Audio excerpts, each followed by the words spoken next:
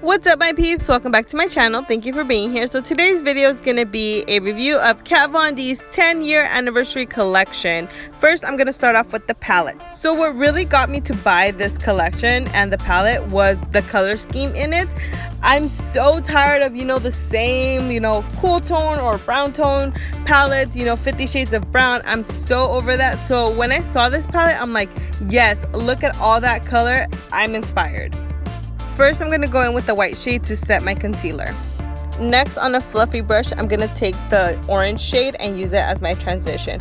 And whoa, is this color pigmented. I mean, I just took very little and placed it on my crease, and it was really, really pigmented, so I really had to go in and blend that out.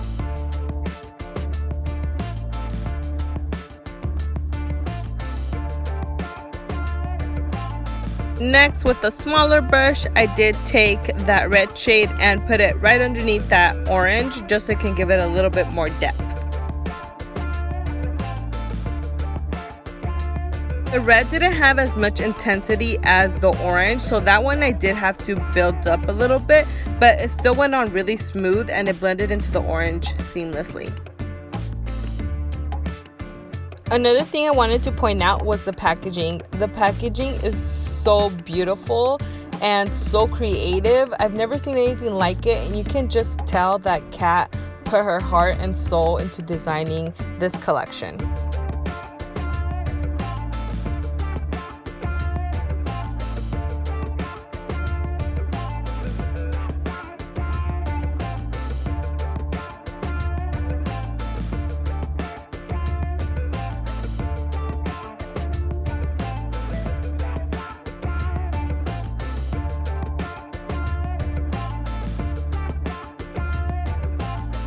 Next, using a small bullet brush, I'm going to take the brown shade and place it on the outer V. So this brown was a little bit hard to work with. It went on nice to begin with because I like to first stamp the color and then blend it out. So when I stamped it on, it was very pigmented, but when I started to blend it out, it was a little bit patchy. So I did have to go in and add color, blend it out, add color and blend it out, just so it can be even.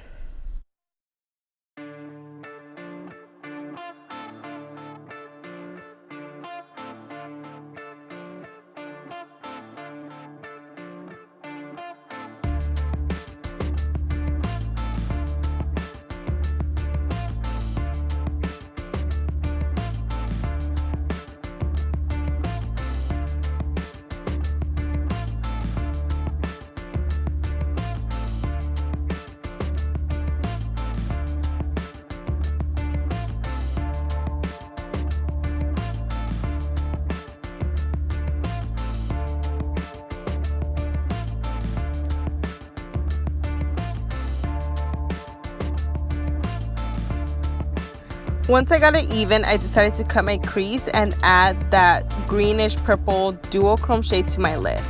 Okay, so this color is really pretty and it lasts all day. The only thing is that it's so tough to work with. So I try to apply it with just, a normal brush. I don't like using my fingers because I feel like I can't get precise. So I just used like a regular brush and stamped it on. It wasn't really doing what I wanted it to do, so I decided to spray my brush.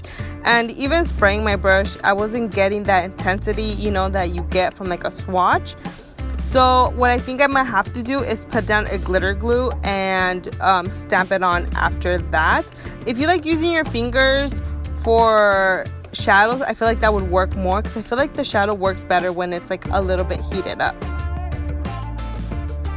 Another thing about the shadow is that it does have a lot of fallout. I had fallout on my face, I had fallout on the pan, so just be careful with that. But once you get the shadow on and you get it to work for you, man, it lasts all day. It looks so pretty, and I don't know, it's just like you gotta give and take. It looks nice, but it was a lot of work to put on.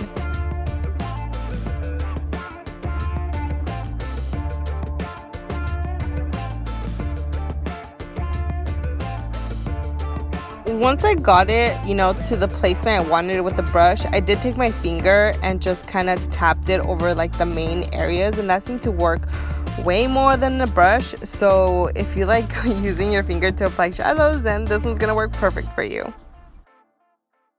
Once I was done with the lid, I did take that brown and stamped it right at the corner where those two colors meet. Stamping the brown on actually works really well, and it looks really pretty and it looks even. It's blending it out that gives it like a little bit more trouble. Next, I'm picking up that royal blue shade and smoking out the lash line. So when I initially applied this blue, I was like, whoa, this is very pigmented. But then when I started blending it out, it started losing its color and it was looking a little bit gray. So what I'm seeing with these darker shades is that they work best stamped on opposed to blended out.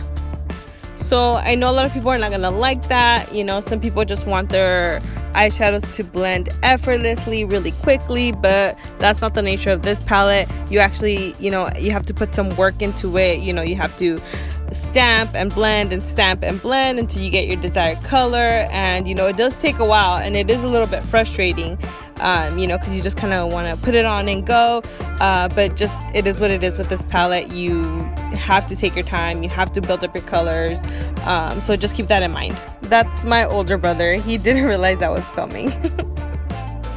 Next, I'm going to use the Metal Crush highlighter, and to be honest, I was so scared to wear this highlighter because if you look at it in the pan, it's white. So I'm just like, oh my god, I'm going to have a white cast and it's going to be horrible.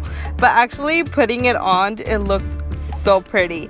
I know on camera it looks very subtle, but man, once that light hit me, oh, I was glowing. The only thing is that if you do not like highlighters that have glitter in it, you're probably not gonna like this one. I really like any type of highlighter, really, and this one was just so pretty. It was like, it had like low highlights, I guess you can say, and then like really like banging like glitter highlights, and it was just so pretty.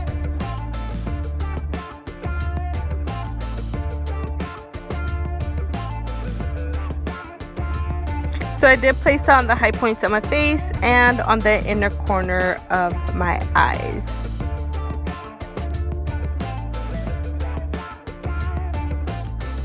Finally, I'm going to go in with the Studded Kiss lipstick in the shade Santa Sangre.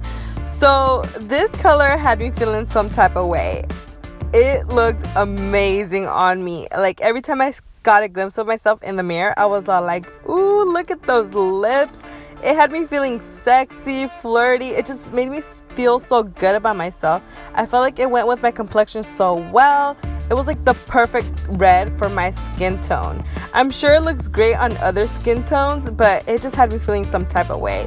It went on really smooth, really pigmented, and really even.